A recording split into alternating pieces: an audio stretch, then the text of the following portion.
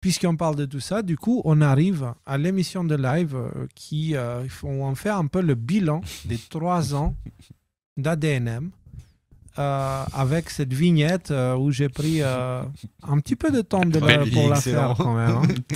Très belle vignette. Hein Trump avec le chapeau de Generalissimus, je trouve ça excellent. Et un petit côté red alert.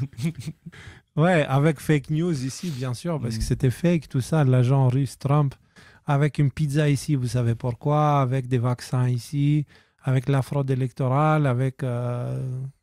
La fraude électorale aussi. Là, lui, c'est une fraude électorale, lui. Et avec les laboratoires, ce qu'on a trouvé en Ukraine, et avec les virus, et avec Hunter Biden, et avec la manipulation médiatique, et blabli, et blabla. Donc, maintenant, on va écouter Rudy, et on va discuter. On prend le temps, les gars. On a dit c'est le dernier live. On prend le temps, on fait ça bien, ok? Peux-tu zoomer un petit peu? Allons-y. Ouais, parfait, super. Donc voilà, voilà, 3 ans de suivre de près l'actualité internationale, qui est une des raisons pour lesquelles les pauses sont nécessaires. Avec un focus sur les États-Unis, en ce qui me concerne, nous ont permis de voir défiler quantité de narratifs présentés par les médias traditionnels comme la vérité, avec un V majuscule, défendu bec et ongle par les fact-checkers et contesté par de plus en plus de personnes lucides qui se voient affublées de différents qualificatifs diffamatoires, complotistes, climato-sceptiques, anti-X, Y ou Z. Faire le bilan sur ces différents sujets permet de prendre conscience de combien la situation médiatique a évolué, combien de consciences sont en cours de réveil et combien l'étendue du mensonge institutionnel est immense. Et aussi, une petite revanche, pas une revanche, mais en tout cas... Un clou que j'aimerais enfoncer à grands coups de marteau pour cette dernière émission de ce chapitre, c'est que voilà comment un type qui programme des jeux vidéo, un type qui est un mécanicien auto et un type qui travaillait dans l'éducation nationale sont arrivés à faire quand même pas mal mieux que les millions qui sont donnés au Point, à l'Express, au New York Times, au Washington Post et tout ça. Donc voilà, petit point, petit récapitulatif. Ah oui, les spécialistes. Donc on va faire un point de... tous ces narratifs. Alors évidemment, on va pas aller dans le détail de tous les points parce que sinon on en aurait eu pour 2 ans d'émission. Pour la semaine. Et voilà, on va commencer avec ça. Trump est un agent russe. Alors voilà, ce mensonge, répété ad nauseam par toute la presse américaine et internationale pendant 3 ans, a pourtant été débunké dès 2019. On se rappelle du rapport Mueller, dont on a déjà parlé à plusieurs fois. Libération nous disait en avril 2019, les dates sont importantes, publié jeudi, les conclusions finales du rapport spécial sur l'ingérence russe dans la présidentielle américaine de 2016 disculpent le milliardaire et ses proches de collusion avec Moscou. Donc voilà, dès 2019, on savait que c'était un mensonge, qu'il n'y avait pas de collusion entre Trump et Moscou, et c'était un conseiller spécial appointé par le Deep State lui-même qui arrivait à ces conclusions. Alors Libération dit que, mais le rapport révèle qu'une fois élu, le chef de l'État a multiplié en vain les pressions pour museler l'enquête. Ce qui fait aucun sens, il a muselé une enquête qui arrivait aux conclusions comme quoi il était innocent. Oui, et il a muselé justement parce qu'elle n'avait pas lieu d'être, elle ne devrait pas être là, elle ne devrait pas exister. Donc, il n'a pas cherché à la museler, il a cherché à dire, les gars, voilà, là vous souffrez un petit peu du syndrome de dérangement de Trump, quoi. Voilà. Ouais, c'est ça, ouais. Alors donc ça a commencé comme ça, donc je vous ai mis on va juste lire les titres, donc voilà, la cible parfaite, la Russie a cultivé Trump comme un atout pendant 40 ans, déclare un ancien espion du KGB, ça c'est The Guardian en janvier 2021, alors qu'on savait déjà depuis 2019, comme je vous l'ai dit, que c'était pas le cas. Washington Post, la question sans réponse de notre époque, Trump est-il un agent de la Russie?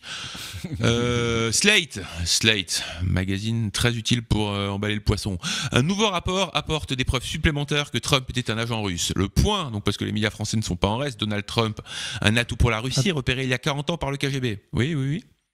Je dirais ces journaux-là, ils sont très utiles pour remplacer le PQ en cas de pénurie. Ça marche bien, c'est ça la aussi, seule ouais. utilité. La seule utilité, voilà. Sauf les plastifiés, ça fait mal au cul, j'ai vérifié. vrai que ça peut couper. Collusion entre Trump et la Russie. L'espion britannique Steele veut mettre les pendules à l'heure. Hein. Vous savez, le Steele dont il y a eu un procès 2 ans plus tard, qui a montré qu'il a menti, qu'il a raconté n'importe quoi, qu'on lui a proposé des millions pour justifier ce qu'il disait et qu'il n'a pas pris les millions. Alors là, vous avez 2 screenshots, vous pourrez les ouvrir chez vous, où c'est que des articles comme ça, qui viennent de la presse américaine, qui viennent de la presse française.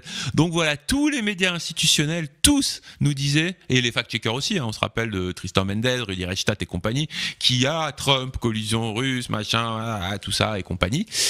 Donc voilà ce que nous ont raconté les détenteurs de vérité, ou en tout cas ceux qui se prétendent être les détenteurs de vérité, sans qui on n'est pas capable de penser. Eh ben, ils se sont tous plantés. Et donc ça a été déjà déclaré une fois par Mueller, mais aussi confirmé avec le rapport Durham. Le rapport Durham qui a eu quand même une certaine importance, puisque voilà, le New York Post nous rapporte les propos de Kash Patel, qui nous dit Durham a effet... Bon, qui est quand même orienté Kash Patel, on va pas se mentir. Mais en tout cas, c'est la conclusion à laquelle on est arrivé au Congrès américain lorsqu'il y a eu ce témoignage de Durham. Durham a définitivement montré que la campagne d'Hillary Clinton a directement financé et ordonné à ses avocats de Perkins Coie d'orchestrer une entreprise criminelle pour fabriquer un lien entre le président Trump et la Russie. Et oui, et donc ça c'est un conseiller spécial, hein, c'est pas Kash Patel qui le dit, c'est un conseiller spécial qui a enquêté pendant on sait pas combien d'années, de 2017 à 2022, donc pendant au moins 5 ans. Donc voilà, les regards se tournent vers Hillary Clinton et non vers Trump dans le scandale du Russiagate. Le FBI a piégé Trump et sauvé Hunter Biden. Et puis les Twitter Files aussi, dont on va reparler un petit peu plus tard, les mensonges du Russiagate. Donc contrairement à toutes les affirmations des détenteurs de vérité traditionnels là, qui sont financés par vos impôts, là on a des preuves solides, dures comme fer, qui nous montrent que non, Trump n'était pas un agent russe, que cette histoire a été montée de toutes pièces par notamment Hillary Clinton et sa campagne, que John Brennan était impliqué dedans. Je vous ai pas tout mis, parce qu'il y a plein d'articles, vous irez sur le site des décodeurs, qui est encore en ligne et qui est une ressource... je pense qu'il va être très intéressante dans le futur en fait, parce qu'il y a beaucoup d'articles qui vont disparaître d'internet, mais les articles qu'on a fait traduire chez les décodeurs, eux, resteront là. Donc voilà, en décembre 2021, on avait couvert aussi le sujet CrowdStrike, qui connecte tous les points en fait, le Parti démocrate, WikiLeaks, Seth Rich, le Russiagate et la fraude électorale. Voilà, une vidéo que je vous recommande et qu'on avait fait à l'époque. Donc voilà, je pense que ce sujet a été complètement éventé, donc ça fait 1 point pour nous et puis 0 pour l'équipe d'en face. Hein. Quelque chose à rajouter ? Pire, moi je dirais même dans les emails de WikiLeaks, il y a plus des liens chelous entre Hillary Clinton et des oligarques russes, tu vois, que Trump avec Poutine, etc. Donc au final, c'est celle qui est censée être plus visée par la corruption, c'est Hillary Clinton et Joe Biden, comme on a pu voir, qui a reçu de l'argent de l'étranger. Donc Joe Biden est un agent multinational qui bosse pour lui-même, qui n'a rien à foutre des États-Unis, il est corrompu jusqu'à l'os. On a trouvé ses comptes, ses transferts d'argent et tout ça. Donc au final, c'était pas Donald Trump. Et voilà. Au final, on est quand même, on pourrait être amené à se demander, là, tous les gens qui nous disent qu'on est des complotistes et qu'on voit le mal partout et qu'on se construit des délires dans nos têtes, pourquoi est-ce que sur une affaire qui était fausse et qui avait été débunkée depuis 2019, tant d'encre a été versée, alors que sur des affaires qui sont vérifiées, validées par le Congrès américain, des conseillers spéciaux avec des preuves de très très haut niveau, la presse, elle essaie quand même de défendre et de dire que non, Biden, en fait, il n'y a aucune preuve et tout ça. C'est intéressant quand même, en plus de la vérité et du mensonge, de voir les positionnements de chacun et de voir les intérêts de chacun. Et je pense qu'en fait, c'est ça le point que moi je voudrais éclairer, c'est que si jamais on écarte l'hypothèse du complot, quelle explication on peut donner à ce genre de comportement ? Sur un sujet, mais on verra sur aussi tous les autres sujets qui suivent. Parce que maintenant... En tout cas, d'expérience personnelle, l'attaque sur Donald Trump, médiatique, donc tout était, comment il était présenté dans les médias, était tellement puissante qu'il y a un moment donné, je crois que c'était en 2019, en 2020, je me suis posé la question, pourquoi est-ce que j'ai une mauvaise opinion de Trump, alors que j'avais une mauvaise opinion de Trump, mais je ne savais pas pourquoi. Je ne comprenais pas. Dans le subconscient, c'était inscrit comme étant ah, mais quelle horreur, etc. Le mec, bref. Donc, c'est pour vous dire qu'il y a beaucoup de gens qui étaient sous cet effet-là, quoi. C'était extrêmement puissant. Je souffrais aussi de ce même syndrome. Le truc, et je le trouve pas forcément le gars le plus agréable du monde, tu vois. Il a un peu la tête, la difficulté de passer dans les portes. Mais, est-ce qu'il est ce qu'on dit de lui ? Non. Pire que ça, ceux qui l'accusent, ils ont des têtes carrément qui passent pas dans les bâtiments. ils sont beaucoup plus arrogants. Et comme on a vu, la tronche en vrac tout à l'heure. Le gars, c'est un génocidaire, carrément. Donc, le gars, il te dit, tu n'as pas le niveau humain. D'autant que moi, Trump, personnellement, je ne vis pas avec, et je ne dois pas manger avec. Donc, qu'il ait bon caractère, mauvais caractère, personnellement, je m'en fous. Toujours est-il que je vois la tête du monde qu'il avait fin 2020, je vois la tête que le monde a aujourd'hui. C'est pas le même monde. C'est pas le même niveau de. Enfin, je veux dire, là, il y a la guerre partout. Enfin, je veux dire, ce n'est pas le même monde. Donc, à un moment donné. C'est surtout au niveau des États-Unis. Nous, on ne le sentait pas trop ici, mais c'est au niveau des États-Unis que ça a beaucoup changé. Aller voir les Américains, je peux dire qu'ils le regrettent, Trump. Même ceux qui ont voté Biden. Et le nombre, il est hallucinant. Donc, bref. Next. Est-ce que... Parce que je pense qu'on a fait le tour sur le sujet. Dernière chose. Pourquoi les médias mainstream et les fact-checkers ne se sont pas excusés pour dire, excusez-nous, on s'est trompé.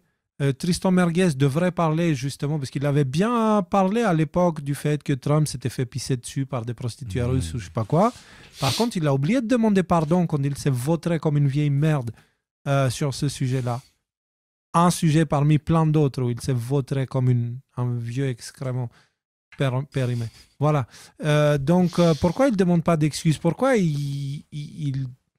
c'est quoi en fait l'idée derrière? C'est ils font des bêtises, eux ils ont le droit. Par contre, nous-mêmes, quand on fait les choses bien, on n'a pas le droit. C'est ça, c'est du fascisme un peu. Pas qu'un peu d'ailleurs, c'est beaucoup. Donc voilà. Alors, maintenant, on va aller au fiasco Covid. Joli, bravo. Félicitations, excellent. Donc, alors, oui, il y a beaucoup de choses à dire là-dessus. Donc, on fait une petite sélection. Parce que voilà, donc, voilà, une vérité qui avait été présentée comme telle. Le Covid est le fruit de l'amour illicite entre un pangolin et une chauve-souris. Alors, voilà, tout le monde le disait, notamment le très prestigieux magazine Nature, des études qui, février 2022 quand même, c'est pas 2020, des études suggèrent que le marché de Wuhan a été l'épicentre du début de la pandémie. Juillet 2022, CNN, de nouvelles études confirment que les animaux vendus au marché de Wuhan sont très probablement à l'origine de la pandémie. Les scientifiques confirment que le Covid est lié aux ventes d'animaux sauvages sur le marché chinois. Donc tout le monde est d'accord, tout le monde répète les mêmes choses. Et donc nous, et beaucoup d'autres, et avec nous, ont été censurés, moqués, conspués, vilipendés pour affirmer que toute cette histoire ne tenait pas debout et que justement, ils étaient en train de faire des études dans la pièce à côté, dans un laboratoire qui s'est juste à côté de là où c'était sorti. D'ailleurs, on se demande, est-ce que c'était une erreur? Est-ce que c'était un coup des patriotes? Comment est-ce qu'ils ont pu faire un truc aussi grossier? Comment les ficelles ont pu être aussi grosses? Et on nous affirmait que non. Alors que finalement, c'était quoi la vérité? Finalement, on apprend que le virus a bien été créé en laboratoire, que Fauci, le sauveur du monde, et ses copains le savaient, qu'ils ont tout fait pour que cette hypothèse soit discréditée, que les gens qui ont poussé cette hypothèse ont été et que pour que les gens qui poussaient cette hypothèse soient massivement censurés. Et donc, qui nous rapporte ça? Là, j'ai pas mis la source. Bon, bref, en tout cas, je crois que c'est le New York Post. Dans ce qui ressemble à une lutte de pouvoir mafieuse, les nouveaux courriels révèlent que Fauci et Farrar, donc un autre docteur, ont intimidé et influencé les meilleurs biologistes et virologistes du monde pour qu'ils abandonnent non seulement leurs inquiétudes quant à une possible origine du laboratoire, mais qu'ils ont également été chargés de réfuter la théorie de la fuite de laboratoire. Ils savaient et ils ont dit le contraire. Ils ont menti. Et c'est pas des petits pions, c'est quand même Fauci, le responsable mondial en fait, parce que tous les autres pays se sont basés sur les opinions et les décisions de Fauci pour imposer leur politique. C'est eux qui ont menti et qui ont raconté n'importe quoi en le sachant. Et ça, c'est pas un mensonge de bonne foi. Oui, vas-y. Ça me rappelle une vidéo que j'ai partagée de Divisio qui porte plainte contre je sais plus qui, et que j'avais partagé. Il a porté les arguments de la plainte. Il disait justement, Delfrécy, il avoue que en fait voilà, c'était pas une bonne idée les vaccins, etc. Ils se sont plantés sur les vaccins. Il avoue aussi qu'il a informé Véran et que Véran n'avait rien à foutre. Il continuait. Et pire que ça, Delfrécy, il dit avoir fait ça en 2021. Mais dans cette période-là, Delfrécy, il sortait pour dire oui, vaccin, super, allez vous faire vacciner. Donc il disait une chose en arrière-plan et une chose aux yeux du public. Donc ça, c'est pareil, ça me fait penser un peu à ça. Tu vois, genre, comme si Delfrécy avait reçu des pressions pour dire ce qu'il ne pensait pas.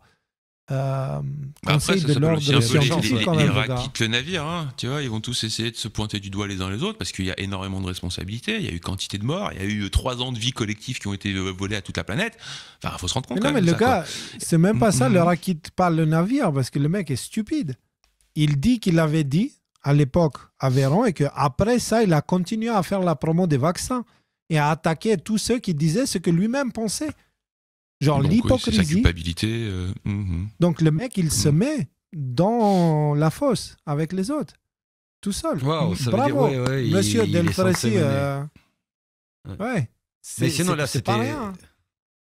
Ouais, c'était une question de labo, là, sur ce coup-là. Et je me dis, les questions de labo, s'ils étaient aussi agressifs là-dessus, c'était très important. C'était comme le début du fil d'Ariane, en fait. Tu comprends, quand tu dis un virus s'est échappé de laboratoire P4, ça a foutu tout le bordel dans le monde. Du coup, la question se pose, ah bon, les laboratoires P4, il y en a beaucoup dans le monde? Et apparemment, il y en a quelques-uns. Il y en a en Ukraine. Ouais. Après, on a vu qu'aussi, il se passait des trucs en Ukraine.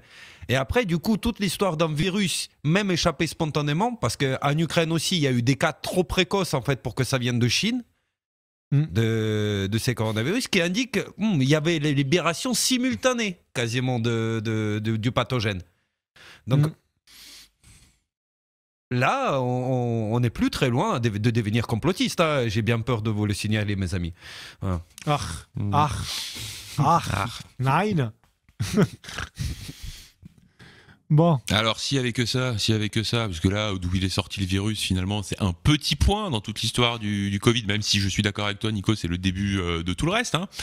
Donc, nous vous avons averti également sur la censure d'informations médicales véridiques, on va y revenir, les maisons de retraite où l'on a réintroduit de force des patients atteints du Covid, le taux de létalité quasi nul en dessous de 60 ans, les fraudes statistiques concernant le décompte des décès Covid, les problèmes majeurs liés à l'utilisation des tests PCR, les effets délétères des confinements, l'inutilité des masques, les thérapies à base d'hydroxychloroquine ou d'ivermectine et leur efficacité, l'implication du département de défense américain et de la DARPA, de EcoHealth Alliance et du laboratoire de Wuhan dans le développement du virus, les liens avec les biolabs en Ukraine, les dangers des technologies ARNM qui s'avèrent être très différents de ce qu'on nous a indiqué au départ, l'inutilité et la dangerosité de ces produits qui ont été présentés comme des vaccins et la coercition qui a été exercée sur les populations pour les forcer à prendre ces produits. Alors qu'ils savaient en fait, on le sait ça. Les nombreux morts et invalides qui ont suivi cette campagne d'injection massive à l'échelle planétaire, le fait que le contenu de ces vaccins était non seulement très problématique, mais également différait grandement d'un lot à l'autre. Donc, là, j'aurais pu vous mettre 500 articles, vous en avez plein chez les décodeurs, tapez les mots-clés, vous allez trouver plein d'informations pour justifier tout ça. À titre indicatif, je vous ai mis juste une information qui pour moi résume bien le tout. Ce sont tout, en tout cas sur cette question des vaccins, qui au final est ce qu'il y a de plus grave, parce que c'est ça qui a causé le plus de malheurs, de morts, de blessés, de suicides aussi. Donc je me contenterai de vous rediriger vers ce live où nous discutons de la publication des contrats de Pfizer avec l'Afrique du Sud, où il est explicitement précisé ceci.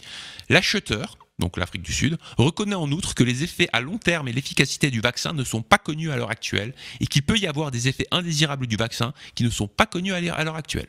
À l'époque où on vous disait prenez des frites, c'est un vaccin, il est sûr à 100%, vous allez pouvoir arrêter de tomber malade, vous allez pouvoir protéger grand-mère, vous allez pouvoir, c'est sûr, c'est bien, c'est top, c'est validé, tout le monde le fait, tout le monde le dit, tout le monde le prend.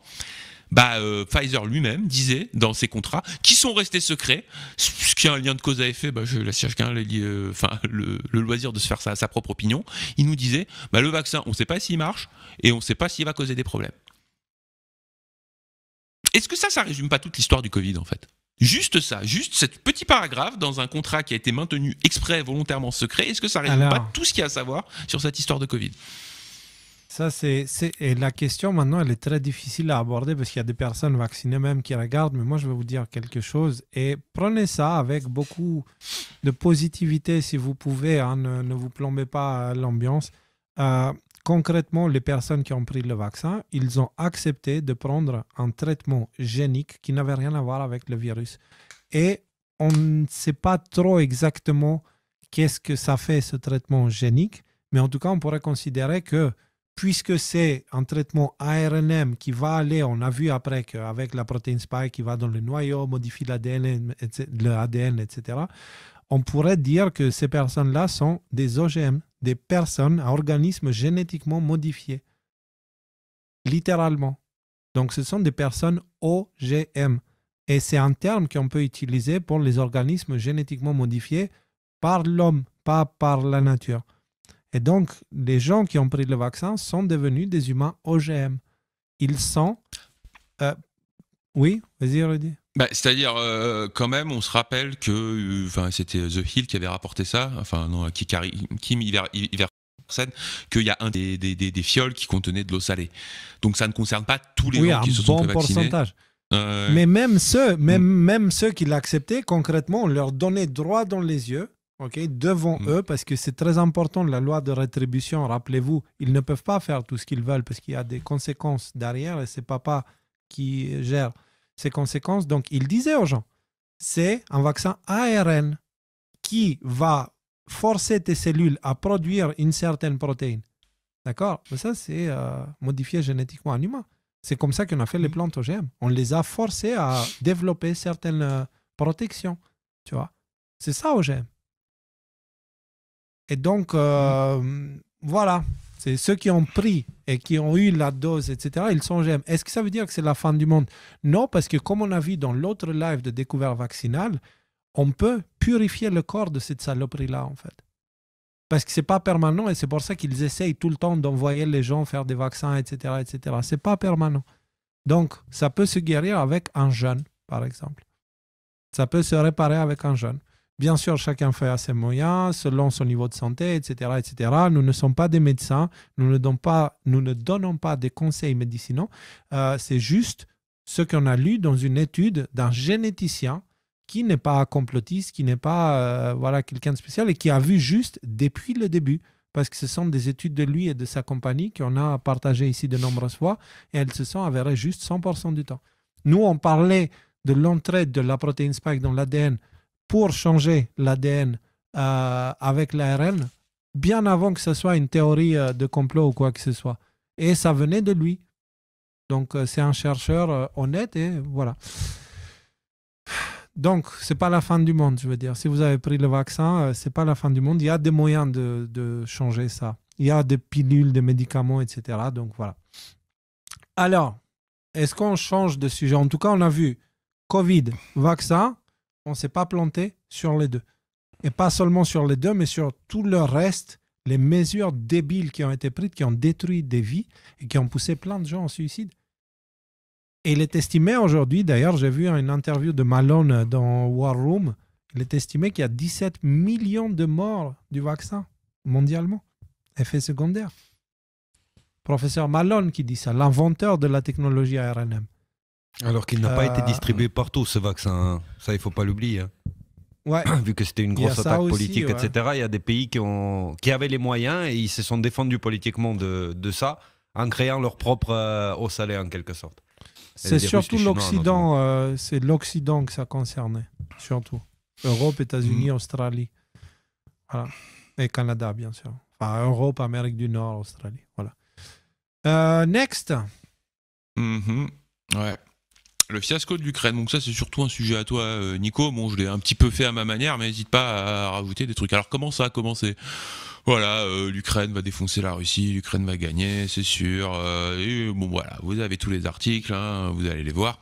Bizarrement ils sont encore en ligne ces articles, hein, alors qu'il y a quand même beaucoup de vérités qui disparaissent d'Internet, toutes ces choses-là sont encore en ligne, c'est intéressant. Voilà. Alors voilà, vous en avez une deuxième couche en français. Comment ça se termine? J'ai été un peu vite. Ça, c'est des articles récents. Même si, bon, apparemment, on n'en parle plus beaucoup dans les médias, mais ça bouge encore un peu sur le front ukrainien. Oui. Il est temps de penser à l'impensable pour Zelensky et d'envisager un traité de paix, nous demande le Daily Mail. Ce qui est bizarre aussi, c'est que de penser qu'un traité de paix, ce soit l'impensable. Je sais pas, rien que la formulation est problématique. France 24, nous sommes en train de perdre. Les Ukrainiens réagissent à l'avertissement d'impasse du chef de guerre. Donc voilà, maintenant, comme tu l'avais annoncé, Nico, dans tes analyses, là, tout le monde commence à arriver à la conclusion que la Russie ne va pas perdre cette guerre, que l'Ukraine a beaucoup plus souffert que la Russie, et qu'au final, je te laisse prendre... vas-y, je te laisse donner des analyses. Non, mais je veux dire, waouh, quel élément surprise, un pays comme l'Ukraine ne va pas l'emporter la guerre contre la Russie. Ouh, franchement, c'est merde quoi. Tu vois, voilà, le truc qui me blesse le plus, c'est que aussi bien les Occidentaux, le public, hein, les décisionnaires, ils sont corrompus, mais le public, aussi bien occidental qu'ukrainien, ils étaient assez cons pour croire à ces bêtises. D'accord? Et maintenant qu'on arrive à 600 000 morts plus tard du côté ukrainien, on commence à dire, ouais, traité de paix, machin, etc. Oh, ces choses-là, ils devaient se passer il y a 2 ans en arrière, au tout début du mois de mars. D'accord? Et c'est les gars comme Boris Johnson, notamment, qui sont venus et qui ont forcé Zelensky à ne rien signer et à aller s'engager à combattre la Russie jusqu'au bout, parce que, genre, l'Occident, ils allaient tous les soutenir. Les gars comme Boris Johnson, ils devraient être sortis de leur retraite, mis devant les tribunaux militaires en Ukraine qui vont avoir lieu, d'accord, pour qu'ils soient jugés justement pour tous ces morts qu'il y a eu en Ukraine. Voilà, c'est aussi simple que ça. Lui, tout son réseau, tous ceux qui l'ont envoyé là. Bref. Un immense scandale Ukraine également. Un truc dont on n'a pas fini de parler, sans... Après, on peut en enchaîner. De quelle manière ça a servi l'Occident? Ça a servi de plein de manières. Il y avait des femmes qui sont venues seules avec des enfants dans l'Occident, justement, qui est gangréné par le sujet que vous connaissez bien, la pédocriminalité, où les enfants, ils étaient enlevés à leurs parents parce que, bref, vous savez, dans la culture ukrainienne, mettre la fessée à son gosse, c'est bon, c'est pas la fin du monde, mais bon, dans d'autres pays, on t'enlève... Notamment en Suisse, on peut t'enlever ton enfant si jamais il y a quelqu'un, un voisin qui a vu ça. Notamment les cas comme ça, ils étaient remontés de Suisse. Et ça a amené tous les autres trafics en fait en branle. Le trafic d'armes. C'est-à-dire que les vieilles armes américaines, elles se sont retrouvées partout sur les marchés, dans les banlieues ukrainiennes, dans les trucs dans les Balkans. Tout ça, le trafic de drogue. C'est un scandale immense qui s'est passé devant les yeux de tout le monde. Il suffisait de regarder au bon endroit. Après, au-delà de ça, les familles brisées, les relations brisées. Moi, le Covid, il m'a pas affecté. J'ai pas eu de distance avec ma famille à cause du Covid et avec tout ce qui s'en est suivi. Mais par contre, cette guerre, il a laissé des traces très très lourdes.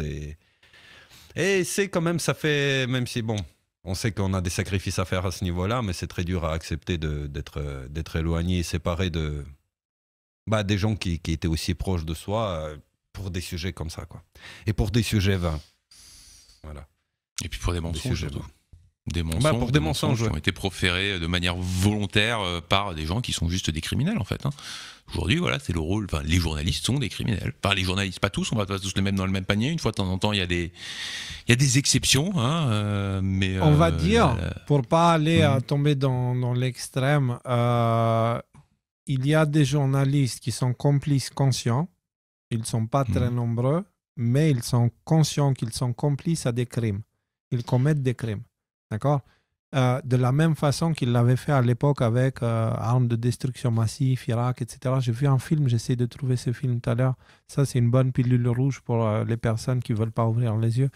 Et donc, les journalistes avaient participé à l'époque aux crimes de guerre de plus de 1 million et quelques personnes. Ok, en Irak, c'était les journalistes qui l'avaient fait. C'était l'équivalent des fact-checkers. À l'époque, il y avait des gens qui venaient des spécialistes plateau pour dire « Ah, ça, c'est des complotistes qui disent que c'est faux et tout ça, tout ça. » Et en fait, c'était littéralement une guerre illégale.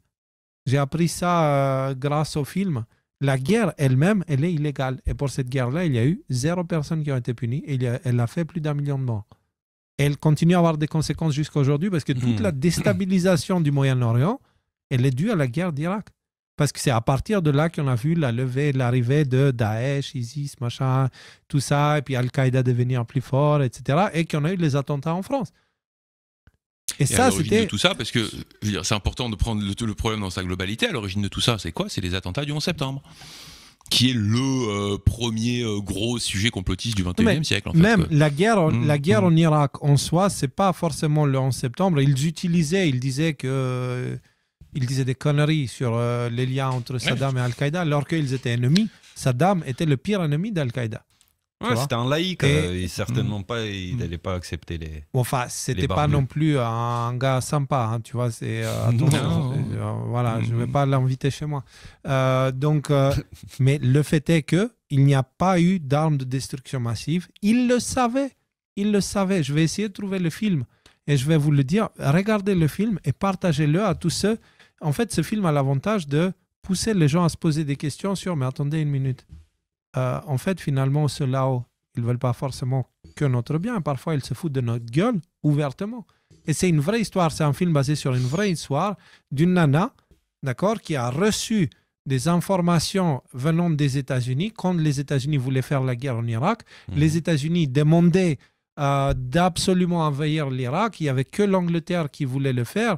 Et en fait, les États-Unis demandaient à cette entité-là, où travaillait cette nana, de trouver du linge sale des autres membres du Conseil de l'ONU pour l'utiliser contre eux au moment du vote. Et pour mettre pression sur eux pour que le Conseil de l'ONU vote pour la guerre. Et la nana, elle prend ça, elle l'a sorti, elle l'a rendu public et cette chose-là avait fait un scandale à l'époque, etc. Et la nana n'a pas été condamnée. Pourquoi? Parce que la guerre était illégale. Elle n'a pas été condamnée, c'est-à-dire, sinon elle était en trahison, tu vois, haute trahison. Mais elle n'a pas été condamnée parce qu'en fait, tu peux leaker des documents officiels si la situation est grave. Un des cas, c'est une guerre illégale. Et c'était la guerre illégale. Donc la loi elle-même, elle te dit la guerre était illégale. Est-ce que tu as vu Tony Blair en prison? Tony Blairo. Est-ce que tu as vu Colin Powell en prison? Est-ce que vous avez... en enfer, il est. Maintenant, il est en enfer, tu vois. Maintenant, il est en enfer. Voilà, il est en train de tourner en mode barbecue. Bah, moi, je relis ça avec bon, puisqu'on prend un peu le temps de causer. On n'a jamais trop abordé le sujet du 11 septembre, mais vous avez cette interview du général Wesley Clark, un général 3 étoiles de l'armée américaine, genre un gros ponte en fait, qui dans une interview disait que suite au 11 septembre, genre 2 semaines après les attentats du 11 septembre, il se balade au Pentagone, il est convoqué dans un bureau et quelqu'un de l'état-major lui dit bon bah voilà, on va se servir de ça comme une excuse pour aller envahir 7 pays du Moyen-Orient. Alors de mémoire, il y avait l'Irak, donc ça s'est fait, la Libye, ça s'est fait, la Syrie, ça s'est fait. Après, j'ai plus les autres, mais on se rend compte que en fait, les prédictions qu'il avait faites à l'époque, voilà, c'est ça qu'on m'a dit, nous disait-il. En fait, ça s'est passé comme ça. Et on se retrouve 22 ans après, dans la situation dans laquelle on est aujourd'hui, où enfin, quand même, des vérités commencent à sortir. Et donc, bon. Voilà. Petite précision, il y a quelqu'un qui dit laïque ne veut pas dire sympa, ça veut simplement dire qu'il ne se soucie pas de la religion. Non, pour moi, laïque, ça vient du mot Laos. Laos, c'est le peuple. Donc, un dirigeant qui est laïque, il est pour le peuple. Donc, je ne sais pas ce que vous faites avec les mots en France, tu sais, des trucs bizarres, mais pour moi, quelqu'un de laïque est censé être quelqu'un de bon. Parce qu'il est c'est sûr que ça vient du mot Laos, laïque? Je sais pas. Je sais pas, je pose la question. Laikos, en grec, on dit laikos. Donc, bref, si ce n'est à moi que j'ai mal compris le mot, mais moi, tel que je le comprends, voilà. En tout cas, pour revenir au sujet de l'Ukraine, donc c'était quoi les trucs principaux? Tout était dans le discours de Poutine, si vous vous rappelez bien. À un moment donné, il tient son discours, il dit les raisons de pourquoi il va envahir, ils vont rentrer mener une opération militaire en Ukraine, et c'était la dénazification, le désarmement du régime, et aussi la troisième chose dont je ne me rappelle plus. Et on avait vu point par point, effectivement, que ces problématiques existaient réellement en Ukraine. Ça ne datait pas d'hier, que ça faisait plus de 8 ans qu'il y avait des groupuscules nazis ou néo-nazis qui ont été propulsés à des postes d'importance en Ukraine, qui ont commis des exactions terribles contre les populations russophones. C'est ces mêmes groupuscules qui ont été intégrés à l'armée régulière ukrainienne, qui n'ont jamais permis à ce que les accords de Minsk soient appliqués, donc ils ont continué à bombarder les populations civiles. Et vu que c'était des groupes incontrôlables, que même Zelensky, quand il est venu leur parler, il leur a demandé de poser les armes et leur a envoyé chier gentiment. Là, excusez-moi, il y avait plus grand chose à faire pour que ça s'arrête, parce que c'est comme si il y avait une énorme bande organisée en fait qui faisait un peu ce qu'ils voulaient, comme dans le Far West, d'accord? Et tiens, il y a quelqu'un. Et on va passer à la suite, les gars, parce que voilà, il y a quelqu'un qui met la définition du mot dans les commentaires, qui dit Larousse laïque, adjectif et nom, latin ecclésiastique laicus, du grec laikos, du peuple. Donc c'est pour ça, moi je prends en compte ce que les mots disent. Ce que l'intellect humain en a fait avec, je n'ai rien à foutre. Donc c'est le sens des mots qui m'intéresse. Voilà. Alors, on revient, parce que je viens de voir qu'il est 22h en fait. Et on n'est même pas à moitié de l'article. Voilà. Ouais. Alors on pourrait mentionner le fait que la presse institutionnalisée dénonçait unanimement la corruption de l'Ukraine avant le début du conflit, ou comment les États-Unis et l'Union européenne ont été des instruments majeurs de la révolution colorée de 2014, ou encore les réseaux de trafic d'enfants et de trafic d'organes mis en lumière. On pourrait parler de tout ça, mais j'ai pas choisi de parler de tout ça, j'ai juste choisi de vous parler des biolabs, puisque alors Wikipédia, aujourd'hui, Wikipédia français ou anglais, non, je crois que c'est anglais. En 2022, lors de l'invasion de l'Ukraine par la Russie, des responsables russes ont faussement affirmé que les établissements de santé publique en Ukraine étaient des laboratoires biologiques secrets financés par les États-Unis. Blablabla, c'est une thèse qui a été promue par les adeptes de la théorie du complot QAnon, puis soutenue par d'autres groupes d'extrême droite aux États-Unis. Wikipédia. Sauf que petit problème, les gens, un petit reality check. Cette dame-là, c'est Victoria Nuland. Actuellement, elle est vice-secretary of State. Secretary of State, c'est pas secrétaire d'État comme en France, qui est une espèce de ministre un peu moins fort. Secretary of State, c'est le ministre des Affaires étrangères.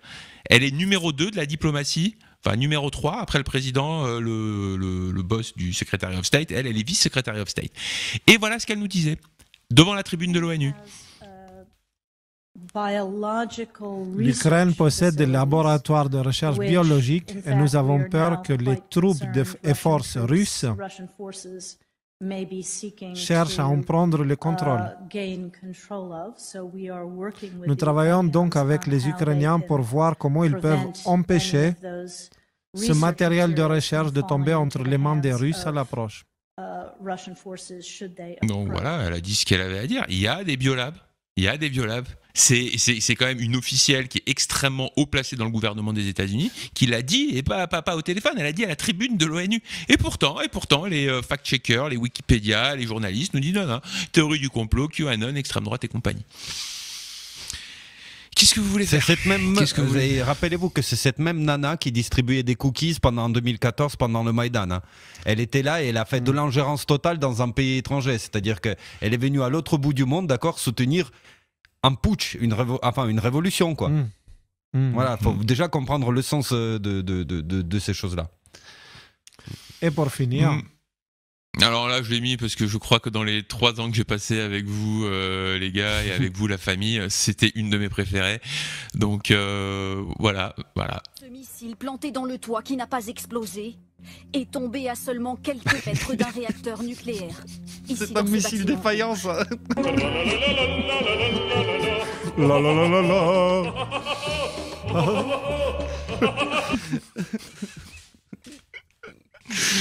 Donc voilà, donc c'était pas un missile nucléaire, je crois que c'était France Info qui l'avait rappelé à l'époque. Le fameux missile, ouais. Oh là là. Ouais, c'était exceptionnel. Même, on leur fait la vidéo aux journalistes, mais ils nous font bien marrer de temps en temps quand même. Donc voilà sur l'Ukraine. Je sais pas si vous voulez passer à la suite ou si vous avez quelque chose à rajouter. Non, on n'a rien à rajouter. On arrive à la fin. Voilà. Alors, fausse insurrection du 6 janvier, donc en août du 6 janvier 2021 au Capitole. En août 2021, je vous proposais cette pilule rouge sur la fausse insurrection du 6 janvier mise en scène par des médias et des politiciens malhonnêtes, soucieux de pointer le projecteur ailleurs que sur les nombreuses irrégularités de l'élection de fin 2020. Voilà, et pas une virgule ne doit être changée de cette émission, en particulier depuis la publication de l'ensemble des enregistrements de vidéosurveillance par le Congrès américain il y a une semaine ou deux. Et voilà, donc c'est, je pense... un des travaux dont je suis assez fier quand même que j'ai fait avec vous les gars. Et voilà, donc là Fox News nous rapporte cette semaine ou ces derniers jours le sénateur Mike Lee demande une enquête sur la commission du 6 janvier après la publication des enregistrements. On nous a délibérément caché la vérité. Donc pendant la commission du 6 janvier qui était faite par le Congrès lorsqu'il était démocrate, pendant 3 ans ils nous ont parlé de c'était une horreur, c'était une insurrection armée, il faut tuer tout le monde, le QAnon Shaman c'est un monstre, c'est tous des terroristes et tout ça. Et voilà, les vidéos quand elles sont sorties montre rien. Elle montre rien. Elle montre, comme je vous le montrais dans la vidéo du 6 janvier, les policiers qui disent aux gens de rentrer, qui leur serrent la main, des gens qui se baladent tranquillement dans la salle, et puis voilà, les nombreux mensonges qui ont été proférés. Donc voilà, là-dessus, encore un sujet qui avait été pris par tout le monde. Il y avait même, comment il s'appelle, c'était Martin Veil, non, qui t'avait dit que... Ils ont essayé. Et d'ailleurs, ce qui était intéressant, parce que Martin Veil, il était venu avant le 6 janvier. Et il m'a parlé des violences, etc., et des discours qui étaient pertinents après le 6 janvier pour son truc déformé pour m'attaquer. Et je me pose la question, comment il savait, ce fils de parachute? Comment il savait Pourquoi parce qu'il lisait des questions. Hein, les questions étaient écrites. Ce n'était pas les siennes. Elles étaient écrites. Ce n'était pas une interaction comme ça. Le gars, il posait la question, il n'en avait rien à foutre de ce que je disais. Autre détail, il portait un masque devant la caméra. Derrière la caméra, pas du tout. Devant le masque, distance sociale, etc. Vous savez, chez moi, c'est vraiment très, très, très petit. Là où il était venu, c'est pas chez moi, c'est chez Isabella. Donc, distanciation sociale, c'est foutu. C'est juste un hypocrite. Et il m'avait posé les questions sur la violence, etc. C'était en décembre, je crois. Et puis après, il y a eu l'insurrection du 6 janvier. Et bizarrement, comme si ce gars, il savait, ou comme si ceux qui l'envoyaient savaient ce qui allait se passer, les questions qu'il m'avait posées, il a pu les détourner pour essayer de me faire passer pour un agressif. Mais même là, je lui ai répondu, je suis fier de ma réponse, mais même s'il a découpé, il a massacré, si vous prenez la réponse complète, il m'avait posé la question, est-ce que ce n'est pas dangereux de remettre en question les élections? Je dis, non, pardon, c'est dangereux de ne pas pouvoir les remettre en question. C'est ce qu'on faisait en Albanie. Bref, et donc c'est ça qui est très intéressant. Comment ce mec-là, il savait? Ce qui m'avait retenu mon attention, c'était cette petite phrase qui avait été dite dans le montage qui avait été fait, genre c'était un gars des services secrets qui disait oui que donc nous, hein, pourrions être tenus responsables des débordements et des méfaits de certaines personnes. Ouais, et c'était une pression, il nous mettait la pression. J'avoue qu'à l'époque, s'il n'y avait pas papa à côté, ou derrière moi plutôt à me pousser, je serrais un peu les fesses, je dirais. Mais, malgré tout, on a continué. Rien, juste de l'intimidation. C'est pour voir la profondeur de la corruption. Voilà. Alors, 6 janvier, finalement, on ne s'est pas trompé non plus. Non, on ne s'est pas trompé non plus.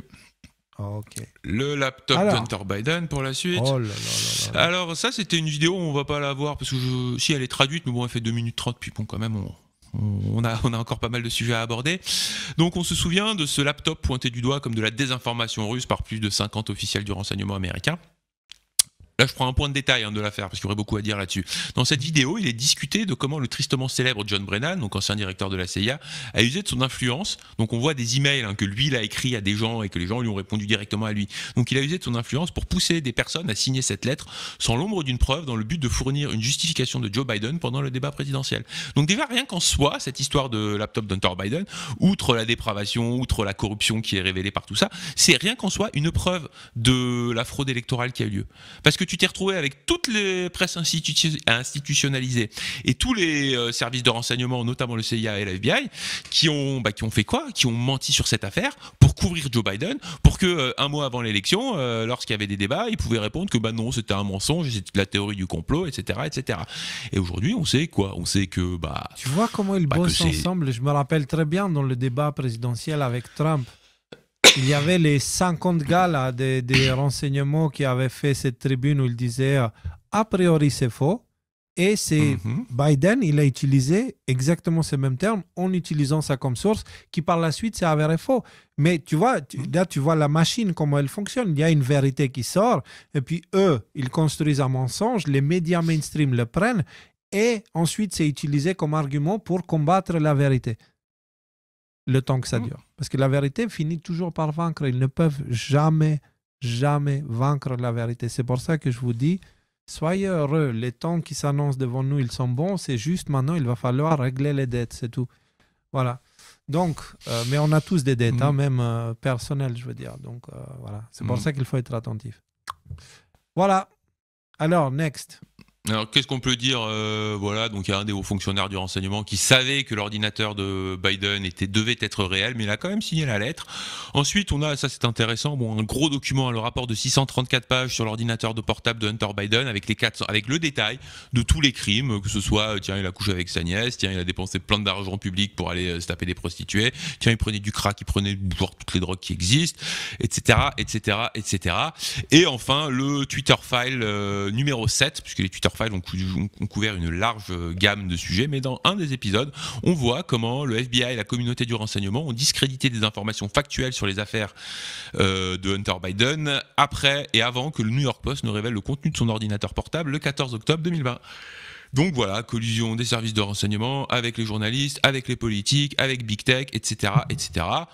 Choses pour lesquelles on a été censuré. Aujourd'hui, si on n'avait pas eu la censure, on serait combien de personnes là, qui suivent la famille là, on serait au moins 200 000, 300 000, 500 000, je sais pas. Ils nous ont arrêtés sur YouTube quand on avait... L'erreur que j'avais commise et que j'ai appris beaucoup, c'est que j'ai mis tous mes œufs dans le même panier, je diffusais que sur YouTube. Et on avait plus de 100 000 abonnés quand ils nous ont supprimé la chaîne et nos vidéos faisaient régulièrement entre 120 et 300 000 vues. Et ça, c'était en 2020. Enfin, en même temps, tous les œufs dans le même panier, à l'époque, est-ce qu'on avait beaucoup d'alternatives de streaming? Je suis pas sûr. Oui, il y avait déjà. Les autres, elles ne se sont pas créées juste après. Elles étaient déjà. C'est juste, je ne les ai pas pris en compte parce que voilà. On fait des erreurs. Ouais. Et donc, on a appris. Maintenant, on diffuse sur 14 plateformes différentes. Voilà, bon courage pour la censure. Et puis, on a quelques 300-400 chaînes YouTube de réserve. Donc, bon, tout va bien. Alors, Next. La suite. Donc, imagine où on serait. On aurait dépassé Thinkerview en abonnés. Je suis sûr et certain. On aurait dépassé Thinkerview en abonnés. Voilà. Thinkerview qui est un vol un peu, mais bon. Alors, la suite. Donc la collusion entre gouvernement, Big Tech, les services de renseignement pour censurer la vérité. Donc tout ça résumé en capsule donc dans tous les Twitter files qui sont un gros sujet à part entière. Il y a eu 15 ou 16 occurrences des Twitter files qui vont dans le détail, des mails, des renseignements. Mais en gros, qu'est-ce qu'on apprend là-dedans? On a appris que Big Tech avait été complètement phagocyté, infiltré par le FBI et la CIA notamment, et d'autres agences du service de renseignement, le Homeland Security et compagnie. Que même le FBI payait carrément, payait les employés de Twitter pour aller faire de la censure. Alors lui vous me l'effacez, lui vous me l'enlevez, qu'ils allaient censurer des informations qui étaient véridiques, ils allaient censurer des blagues, ils allaient censurer des mèmes, ils allaient censurer tout ce qui sortait des clous, C'était ça la vision du monde qu'ils avaient voilà. Il y a ce qu'on dit, c'est la vérité, tout le reste c'est du terrorisme. Et voilà. Et donc tout ceci est complètement déconstruit et voilà comment toutes ces choses-là s'articulaient. Voilà, les Twitter files nous le montrent. Et on apprend des choses. Moi, j'ai quand même, ça a changé mon point de vue sur un certain nombre de choses, notamment le fait que Twitter, même à l'époque d'avant Elon Musk, était quand même plus ou moins forcé de faire ça. On leur a pas laissé grand choix. Alors ils l'ont fait, ils ont été complices, il n'y a pas de problème là-dessus. Mais c'était pas eux qui étaient tout en haut en train de pousser ces choses-là. C'était, on les avait pris en tenaille entre la politique, les publicités et les agences de renseignement. Et ils avaient quand même Jack très Dorsey, d'ailleurs, quand on lui a enlevé les épines du pied, il a commencé à expliquer que il y avait plein de choses, il n'était pas au courant et que voilà. Mais bon, c'est pas un ange, Jack Dorsey, loin de là. Mais même lui, le fondateur de Twitter, à la fin, quand il était soulagé de toutes ces choses-là, il a pu parler et puis il n'était pas... On pourrait dire qu'il est devenu complotiste après, tu vois. Honnêtement, il y a une théorie qui circule selon laquelle Jack Dorsey serait peut-être un infiltré des Patriotes depuis le début. Elle a un certain nombre d'arguments. On avait déjà parlé de ça, que je trouve convaincant. Donc on verra, l'avenir nous le dira. Ouais. C'est vrai que ça on le dit pas, mais il faut se rappeler que dans les drops de Q, il y avait pas mal d'insinuations comme quoi Jack Dorsey allait quitter la tête de Twitter. Hein. Et c'est un des cas parmi tant d'autres où certaines annonces ils se sont parfaitement réalisées des années plus tard. Je trouve quand même c'est assez hallucinant quand tu y repenses, tu vois, vis-à-vis des annonces qui ont été faites justement sur le Reddit à l'époque avec les posts de Q, que concernant Musk, concernant Jack Dorsey, concernant d'autres choses qui se sont révélées, qu'il y a tellement d'annonces qui se sont réalisées en fait. C'est complètement improbable et ça peut pas être dû au hasard ou juste à l'anticipation d'un individu. C'est complètement improbable. Donc, je suis curieux de voir le fin mot de cette histoire. Hein. J'espère qu'on l'apprendra un jour, savoir qu'est-ce que c'était tout ça en fait. Qui c'était, qu'est-ce que c'était, d'où ça venait. On a vécu quand même une époque, et on vit toujours des temps extraordinaires, inédits à de nombreux points de vue. Bon, next, qu'est-ce qu'on avait? Fraude électorale. Alors voilà, on avait déjà un paquet de preuves que seuls les aveugles refusaient de voir, notamment liées au piratage de machines de vote, la récolte de bulletins de vote avec le documentaire 2000 mules, aux lois inconstitutionnelles imposées par le gouvernement sous prétexte de Covid à certaines législatures pour l'élection 2020, bulletins de vote contrefaits, chaîne de contrôle de vote défaillant, vérification des signatures de bulletins de vote qui étaient complètement foireuses, faux électeurs inscrits sur les registres électoraux, caméras de vidéosurveillance montrant explicitement des fraudes en cours, aux infrastructures de vote compromises, donc notamment SolarWinds, CrowdStrike et compagnie. Allez voir Dévolution numéro 6 sur le sujet. Aux impossibilités statistiques que Joe Biden ne pouvait pas avoir gagné, au fait qu'il a absolument pas fait campagne et que personne ne soutenait dans la vie réelle, alors que Trump rassemblait des foules gigantesques, aux arrêts infortunés de décompte en cours dans les comtés importants, aux courbes là, qui font comme ça là, juste après, etc., etc., etc. Donc la fraude électorale, énorme sujet dont on aurait pu parler encore pendant des heures. Quelques petits points récents. Donc un juge démocrate du Connecticut annule, donc ça c'est récent, les résultats d'une élection, donc une petite élection, la primaire à la mairie de Bridgeport, et ordonne la tenue d'une nouvelle élection à la suite d'une vidéo choquante montrant des fraudes par bourrage d'urne. Et comme quoi ça existe, et comme quoi même des juges maintenant ils le pointent du doigt que ça existe. Donc oh là là, fraude électorale, théorie du complot. Ouais, bon, qu'est-ce qu'on a en dessous là-dessus C'est la vidéo que je t'avais demandé de Quantum, qu'il avait traduit, mais qui dit la même chose plus ou moins, mais qui donne plus d'informations. On prend juste 2 minutes pour la regarder. Voilà. Est-ce qu'elle marche ou pas? Parce que j'ai l'impression qu'elle s'est mal intégrée. Non, là, elle marche pas, mais j'ai la version MP4. Bah, désolé. Voilà. Non, elle a dû foirer à l'upload. Vanda, la bourreuse de boîtes de vote, a donc de la concurrence. Le Connecticut enquête sur une autre bourreuse présumée à Bridgeport. C'est une farce extravagante. Elle s'appelle Maria Pereira. Maria fait partie du conseil municipal. Et même si elles sont toutes les deux démocrates, Maria est l'ennemi juré de Vanda. Elle aurait récolté des bulletins de vote pour l'autre équipe. Maria a été arrêtée le jour des élections pour avoir agressé une jeune femme de 17 ans dans un bureau de vote. Maria est également accusée d'être entrée dans l'appartement d'une femme de 81 ans en son absence, d'avoir fouillé dans sa messagerie à la recherche d'un bulletin de vote par correspondance. Maria affirme qu'elle ne faisait qu'aider sa vieille amie, qu'il n'y avait rien d'illégal. Maria n'a pas trouvé de bulletin de vote. Elle est donc repartie bredouille et la personne âgée de 81 ans a envoyé les clichés de caméras de surveillance à la ville. Et Maria a été interdite d'approcher le bâtiment de la personne âgée. Pourquoi interdiriez-vous à votre amie l'accès de votre propre bâtiment? Cela n'a pas de sens, Maria. Et ce n'est pas la première fois que Maria est accusée de trafiquer les élections. Une déclaration sous serment affirme que Maria a harcelé des électeurs à leur porte, récolté des bulletins de vote et même poussé des gens à annuler leur vote. C'est le même scénario qui est utilisé. C'est une compétition acharnée, ce bourrage. Mais Maria pourrait avoir apporté un supplément de bourrage.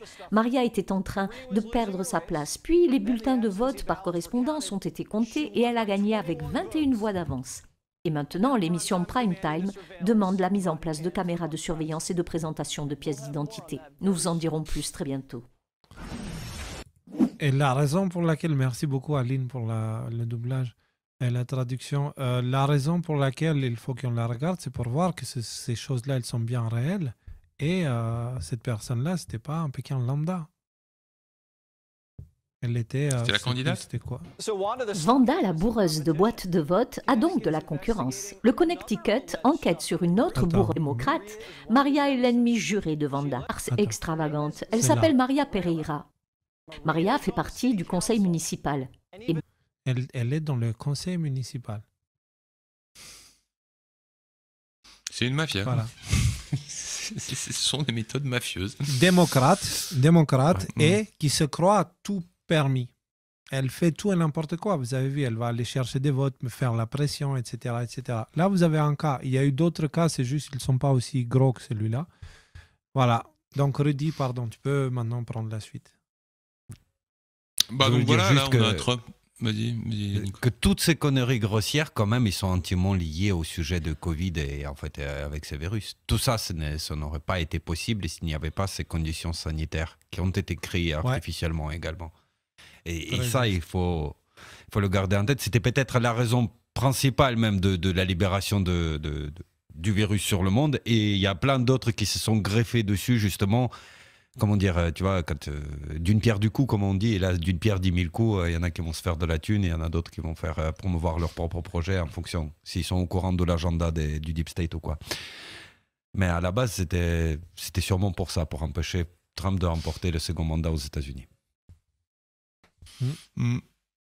Donc Trump qui a toujours pas lâché l'affaire sur cette histoire. Là, il nous déclare que c'est... Oui, Léo ? Non, justement, je montre. Vas-y, allons-y, continuons. Okay. Il nous déclare dans ce trousse-là que le comté de Fulton en Géorgie reconnaît dans un important décret de consentement que 3600 bulletins de vote individuels ont été dupliqués. Donc voilà, des votes qui sont multipliés, qui sont... C'est marrant, avant, dans les années 80, moi, quand j'étais... on avait des élections, tout en papier, il n'y avait pas de problème. Le soir, on avait les résultats, puis maintenant, on n'y arrive plus. Toujours est-il que cette histoire de fraude électorale n'est pas encore, contrairement à d'autres histoires qui sont quand même complètement ficelées, elle est toujours en cours. On se rappelle que Trump, il a toujours des procès qui sont en cours, dont certains vont être télévisés sur ces histoires-là. Donc... on va voir comment tout ça se déroule. Enfin, si jamais... on voit un petit peu comment les dominos s'enchaînent, on peut quand même affirmer que probablement la fraude électorale risque d'être mise à jour d'une manière très très explicite d'ici les 12 prochains mois, quoi. Parce que qu'est-ce qu'on a dans un an et quelques semaines ? On a la nouvelle élection américaine.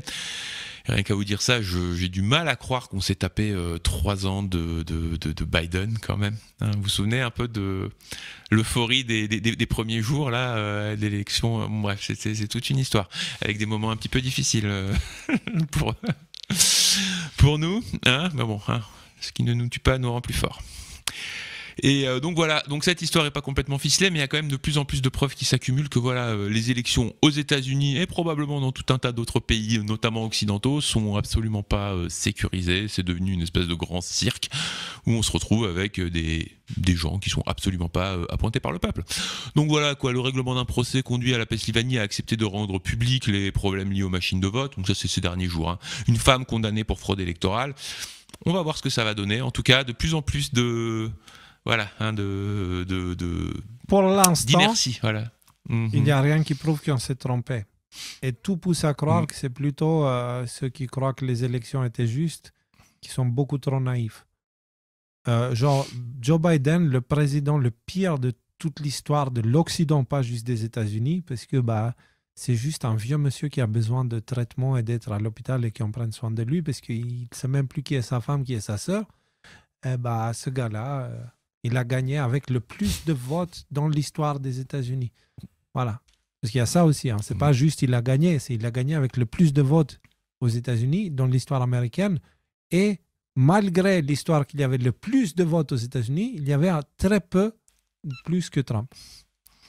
Il y avait quand même une petite anecdote qui me revient en tête. Alors, je ne vous l'ai pas mis, mais je me souviens plus dans quel live on a parlé de ça. Mais si tu comptes les voix de Trump qu'il a reçues, tu comptes les voix de Biden qu'il a reçues, tu fais la somme des deux, il y a plus de bulletins qui ont été exprimés que ce qu'il y avait d'inscrits sur les listes électorales. Vous en souvenez de ça quand même? Oui, clairement. Ouais. Non, vous en souvenez de ça?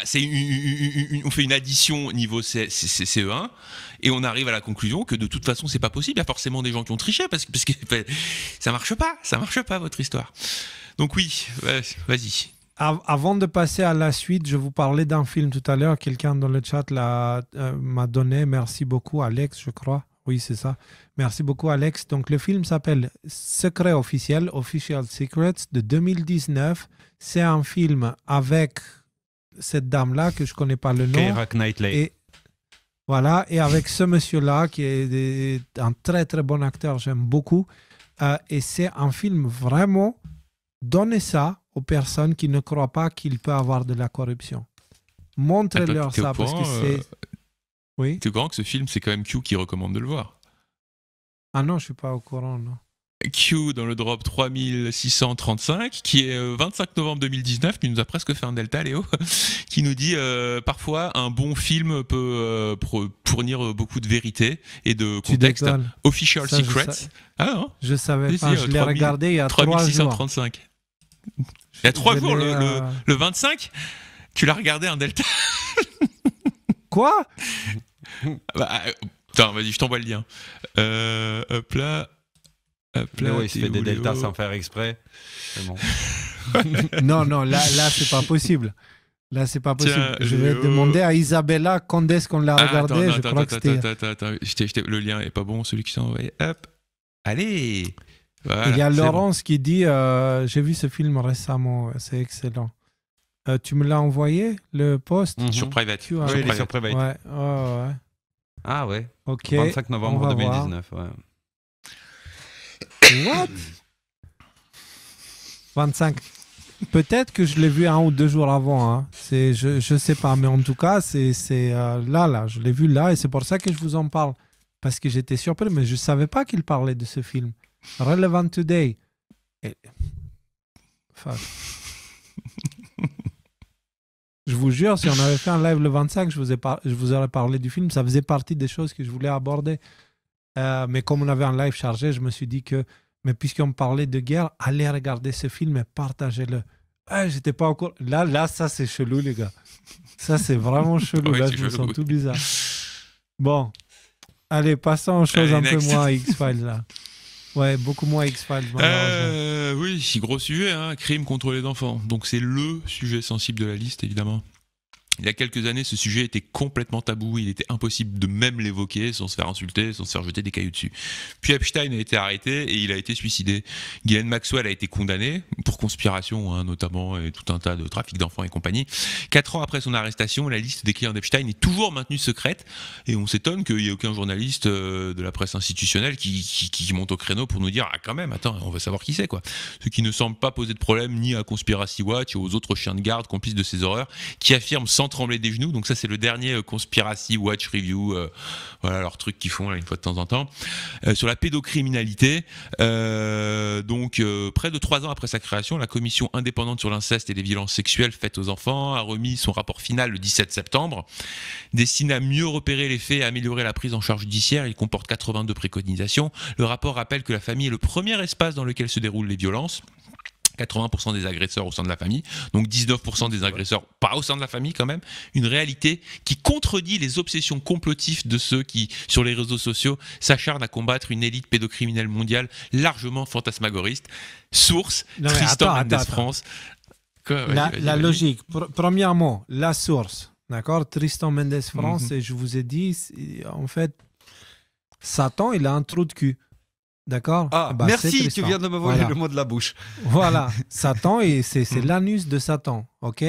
Et vous savez à quoi sert l'anus, surtout celui de Satan. Donc, dans ce cas précis, ça fait un moment. Au début, il disait non, ça n'existe pas, mais à un moment donné, les faits le forcent à ne plus pouvoir dire ça n'existe pas. Et donc maintenant, il détourne ça. Ça fait un moment qu'il essaye d'implanter ça. Donc, maintenant, il y a la commission indépendante de l'anus de Satan qui dit cette chose-là pour que Tristan Mendes puisse l'utiliser comme argument. Mais même, soit, c'est malheureusement partiellement vrai. C'est vrai qu'il y a beaucoup de problèmes de pédocriminalité au sein des familles. Ça, c'est un fait. Est-ce que ça représente 82% ou je ne sais pas combien, il dit 81%? Je ne sais pas. Mais qu'est-ce que ça veut dire du coup? Ça veut dire, les gars, vous qui défendez le 19% restant, vous faites n'importe quoi. C'est pas bien de défendre les enfants 19% parce qu'il y a les 81%. C'est quoi la logique en fait? Je ne comprends pas la logique. Il n'y a aucune logique dans ce raisonnement. Ça ne fait que montrer la puanteur de cet individu, de ce triste être. 16 individus. De 16 individus. Mais le puits, c'est lui. Lui, c'est l'anus, le caca. Les autres, c'est les mouches qui vont dessus. OK? Donc, non, mais c'est une image très réaliste, les amis. Je le dis. Voilà, et d'ailleurs, des gens comme ça, vous les sentez venir de loin. Oui. L'anus de Satan sert à déféquer. Ok. Ouais. Je marque un point. C'est une honte que ces personnes, justement, j'ai publié la dernière fois suite au dernier live, j'ai dit il est temps qu'on pose la question à tous ces individus qui couvrent la pédocriminalité. Parce que là, Tristan Mendes France, clairement, il couvre les pédocriminels comme s'il avait des parts de marché dans ce milieu-là. C'est quoi le délire exactement? Pourquoi tous ces gens-là, au lieu de s'allier avec tous ceux qui combattent la pédocriminalité, ils les attaquent?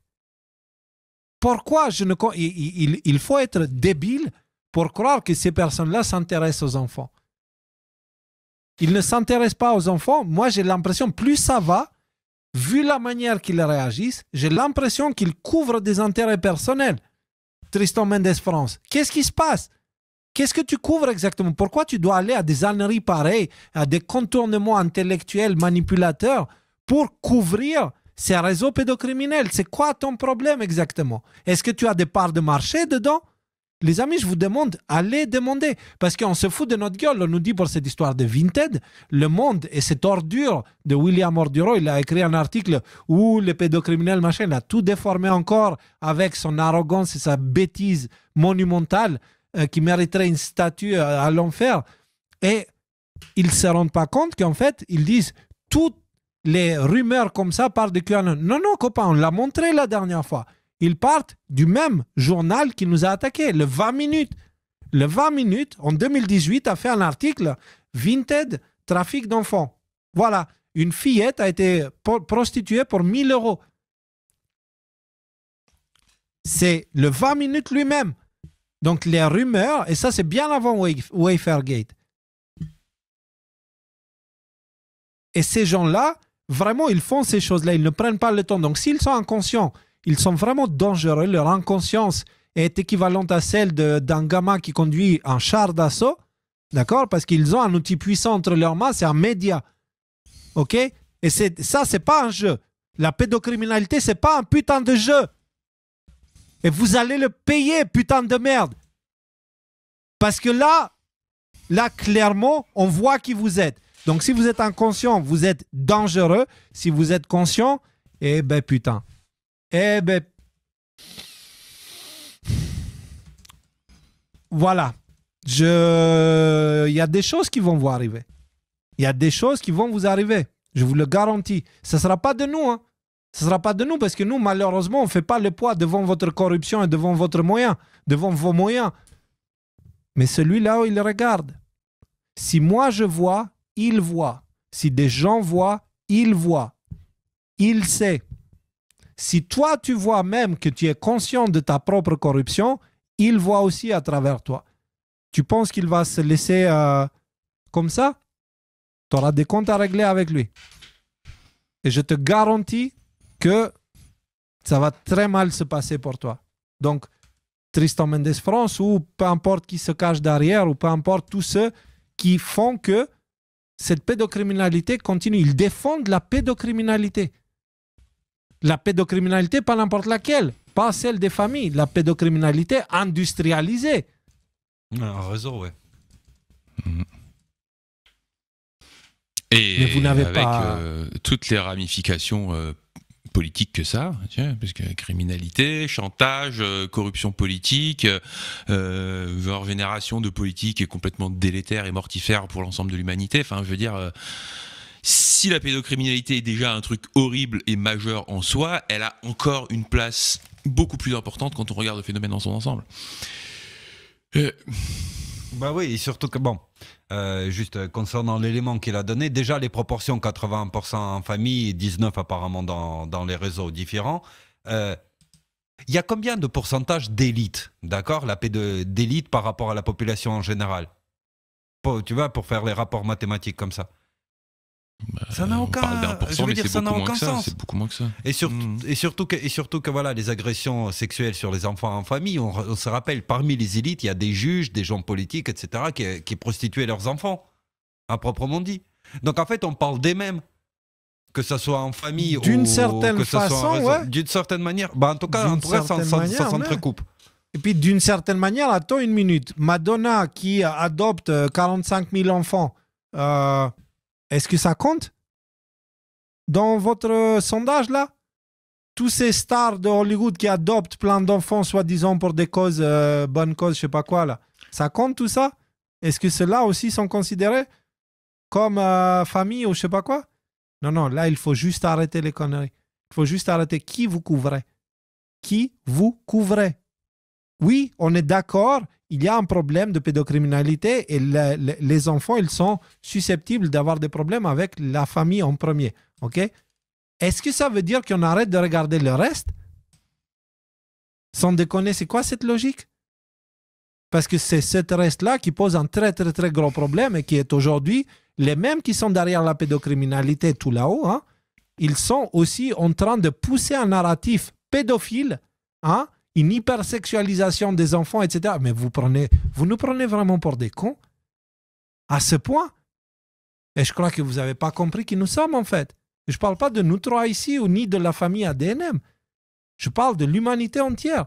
Vous pensez que la conscience à l'intérieur de chacun, malgré ce mur qui s'est interposé entre la conscience et la réalité, vous pensez qu'elle ne voit pas derrière? Est-ce que vous êtes bête à ce point? Est-ce que vous êtes arrogant à ce point? La Bible a des extraits sur vous, des textes anciens parlent de vous et de ce qui va vous arriver. Allez les lire. Bon courage, j'aimerais vraiment pas être à votre place. J'ai limite de la peine pour vous. Bordel. Parce que d'une certaine façon, malgré moi, je ne veux pas être frère avec des gens comme ça. Mais on est tous frères et sœurs. Et là, ce sont les frères qui ont très très mal tourné. Et je suis triste, comme je suis triste, d'avoir des frères qui ont très très mal tourné. Là, j'ai honte pour ces frères-là. Ce sont des frères quand même. Mais j'ai honte pour ces frères-là qui font ce genre de choses. Alors, ils ne peuvent plus rien faire, ils ne peuvent plus rien dire parce qu'il y a le film Sound of Freedom qui est en train de mettre la raclée à toutes les fact-checking et toutes ces histoires à la con. Même ce film-là, on a essayé de l'attaquer au début, de le bloquer. Maintenant qu'on n'a pas pu le bloquer, je vois des articles.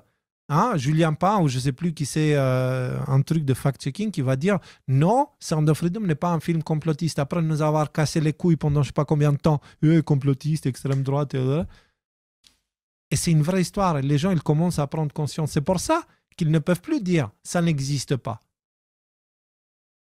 Maintenant, ils les couvrent consciemment. T'entends, William?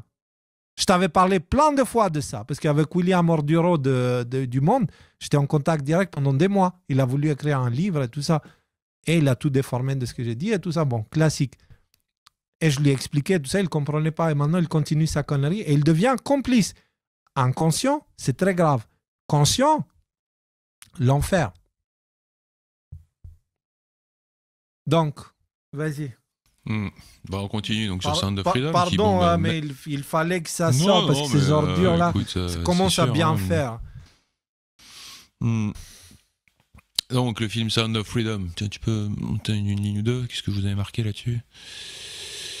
Fait un carton planétaire aux grandes dames de la presse institutionnalisée qui s'est mobilisée pour le dénoncer collectivement comme un navet, un film conspirationniste et d'autres âneries du même genre. Et on se demande bien qu'est-ce qui leur fait peur, puisque là on apprend que Sound of Freedom bat Pulp Fiction dans une étape importante du box-office. Il a fait plus de pognon que Pulp Fiction. Alors on est d'accord, on n'est pas à la même époque, l'inflation est passée par là, mais c'est quand même quelque chose de référence. Sound of Freedom devient un classique. Et pendant ce temps, bah voilà, par exemple là c'est Eduardo Verastegui qui est le producteur de Sound of Freedom qui veut se présenter à l'élection présidentielle du Mexique pour mettre un terme, une fois pour toutes, à la traite des enfants.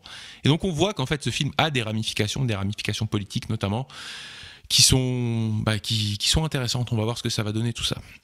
Et là maintenant on revient avec, on vous l'avait dit, le Pizzagate. Et même la version déformée par les médias mainstream qui n'a rien à voir avec l'origine. C'est moi qui l'a fait. Voilà, c'est moi qui l'ai ajouté parce qu'on a traduit un article sur qui est Alefantis, donc l'ex-compagnon de celui qui cherchait à faire tomber Elon Musk. Lisez cet article-là parce que le Pizzagate n'est pas ce que les médias disent. Mais même cette version corrompue du Pizzagate, elle est hyper chelou. Parce que cette fameuse pizzeria Comet est tenue par lui. Un fils de parachutiste, fils de parachute comme voilà, vraiment, voilà, et quelqu'un de profondément pervers, malade, malsain. Voilà, allez voir qui il est pour voir que même la version officielle, elle est genre, elle devrait poser des questions. On devrait se poser des questions. Pourquoi elle ne se pose pas des questions? Tous les médias mainstream qui parlent de Pizzagate en parlant de cette pizzeria, qui est ce gars-là et pourquoi il est aussi chelou et pourquoi il publie des enfants avec des enfants, des photos avec des enfants attachés qui subissent des tortures sur des réseaux sociaux. Avec des peintures, il a une collection d'art hyper chelou, il fait des posts hyper chelous, mais chelou genre bien clair de ce qu'il veut parler en fait. Pourquoi il ne regarde pas de ce côté-là? allez lire cet article-là et partagez-le. Mais même cette version-là, elle est foireuse. Mais maintenant, c'est la partie de Rudy, justement. Ouais, bah, la vraie version du Pizzagate, c'est pas le type qui est venu au Comet Ping Pong avec une arme à feu, c'est pas ça. En fait, le Pizzagate, c'est les fameux emails de John Podesta avec des mots-clés, tout ça. Donc en vérité, le Pizzagate n'a jamais été débunké, contrairement à ce que la presse mainstream ne cesse d'annoncer sans preuve depuis maintenant des années. Et voici quelques questions sur lesquelles nous n'avons toujours pas obtenu de réponse. Pourquoi John Podesta n'a-t-il jamais démenti avoir écrit ces emails? Et quel est le sens de ces emails? Qu'est-ce que ça veut dire louer une pizza pour 1 heure? Pensez-vous que je ferais mieux de jouer au domino sur du fromage que sur des pâtes? Donc juste pour ceux qui prennent le sujet, le train en marche, le fond du Pizzagate, c'est qu'il y a des mots clés, des mots codes, des mots codes qui sont utilisés pour échanger de la pédophile, pour échanger de la pédopornographie, pour même échanger la prostitution, des enfants, échanger des enfants entre eux, etc. Merci Léo. Pour ça. C'est exactement Louer une ça. pizza pour 1 heure, c'est pas un échange de film. Hein. Donc là, voilà, pizza, ça pourrait faire référence aux jeunes garçons, pizza au fromage. Donc bref, il y a tous ces mots-clés qui avaient d'ailleurs été recensés dans des documents du FBI, voilà, qui nous donnaient la correspondance. Donc pensez-vous que je ferais mieux de jouer au domino que sur du fromage que sur des pâtes? Qu'est-ce que ça veut dire cette phrase? Obama qui fait venir pour 65 000 $ de hot dog de Chicago vers la Maison Blanche. Hillary Clinton qui dit dans un email qu'elle écrit elle-même qu'elle va aller sacrifier un poulet à Moloch dans son arrière-cour. L'art très dérangeant des frères Podesta. Vous allez sur un moteur de recherche, vous tapez art des frères Podesta, art Tony Podesta ou John Podesta, vous allez voir un peu ce que c'est l'art des Podesta. Le spirit cooking, ça aussi encore de la sorcellerie dégénérée avec Marina Abramovic. Donc on avait fait un bon récapitulatif du sujet dans cette émission qui est là. On rappelle aussi quelques articles importants, notamment le très prestigieux Wall Street Journal qui nous dit Instagram connecte un vaste réseau de pédophiles. Et là-dedans, bon, l'article est payant, vous n'avez pas le contenu si jamais vous n'êtes pas abonné, mais vous pouvez trouver un résumé en dessous là qui vous explique qu'en fait, voilà, Instagram, quand vous cliquez sur des liens de pédophilie, ils vous disent attention, ceci est un lien pédophile. Il y a des enfants qui ont été maltraités là-dedans. Est-ce que vous êtes sûr que vous voulez voir le contenu de ce lien? Ça veut dire qu'Instagram est au courant de ce qu'il y a derrière ce lien, ça veut dire qu'il sait qu'ils hébergent du contenu pédophile, ça veut dire qu'ils sont capables de le détecter, ça veut dire qu'ils le laissent à disposition dans leur réseau social, et ça veut dire qu'ils autorisent les gens à y accéder, avec l'emploi des mêmes emojis de pizza, de fromage et tout ça. Autre chose, quand Elon Musk il a pris Twitter, il a acheté Twitter, une des premières choses qu'il a dit, c'est scandaleux de voir comment ce truc-là, c'était une maison de pédophiles, quoi. Twitter était utilisé pour le trafic d'enfants. Et depuis le début, on dit Elon Musk, il a acheté une scène de crime. Donc, c'est pour ça que Elon Musk, il commence à être de plus en plus important parce qu'il a acheté une scène de crime. C'est pour ça qu'il l'attaque, mais ils y vont mollo. Parce que s'ils y vont trop, Elon Musk, ça ne lui coûte rien de tout sortir sur X maintenant qu'il y a plus de gens qu'avant. D'humains. Il y a moins de bots, plus d'humains. Et donc, s'il sort tout ça, les autres en face, ils ne sont pas prêts. Donc, c'est pour ça, voilà, Elon Musk tient tout le monde par les couilles. Il a fait le meilleur investissement avec Twitter. Il a acheté une scène de crime. Et sur Twitter, il l'a dit, là, c'était une maison de pédophiles. C'était n'importe quoi. Il n'y avait aucune protection. Pire, il y avait des algorithmes qui aidaient toutes ces choses-là, en fait. Voilà. Non, ça se passe que dans la maison. Vas-y, next, pardon. Excuse-moi. Donc, le sujet du Pizzagate revient ces derniers jours sur le devant de la scène. Donc, le Pizzagate est une théorie du complot, donc ça c'est CNN qui nous dit ça, anti-Hillary Clinton qui s'est développée sur 4chan, Reddit, Twitter et d'autres plateformes dans les derniers jours précédant l'élection présidentielle de 2016. Les croyants ont imaginé un réseau de pédophiles supposé être dirigé depuis une pizzeria de Washington DC, impliquant entre autres des démocrates. Donc pourquoi continuer à prétendre que le Pizzagate est tout à fait autre chose de ce qu'il est réellement? CNN, parce que c'est CNN. Dans cet article, qui est très récent, qui date de quelques jours, Elon Musk renforce la théorie du complot Pizzagate. Alors pourquoi il renforce la théorie du complot Pizzagate? Ça a commencé soft, avec quelqu'un qui disait David Brock était le petit ami de James Alefantis, le mec dont Léo vous a parlé au début de l'article sur le Pizzagate, propriétaire du Comet Pizza Ping Pong, le restaurant Pizzagate. Donc Alefantis, propriétaire d'une pizzeria, figurait sur la liste des 50 personnes les plus puissantes de Washington, établie par le magazine JQ. Et Elon Musk tweet à ses 165 millions d'abonnés, bizarre. Donc hop, il met le focus là-dessus. Voilà, et donc en plus, ça lui permet de prendre une petite revanche sur David Brock, qui essaie de le faire couler avec cette histoire Media Matters, on en a parlé dans un live dernièrement. Il a fait un autre tweet un petit peu plus costaud. Donc voilà, il répond à quelqu'un qui dit: le journaliste qui a démystifié le Pizzagate vient d'être arrêté pour perversité envers les enfants. Elon Musk, pareil, hop, il répond à ça, mettant le projecteur là-dessus. Ça aussi, on en a parlé la semaine dernière. Et c'est important de prendre en compte, Elon Musk, il fait un tweet, c'est comme un projecteur qui se tourne vers le sujet, en fait. C'est super important. Il fait un tweet, là, on est à des millions et des millions de vues.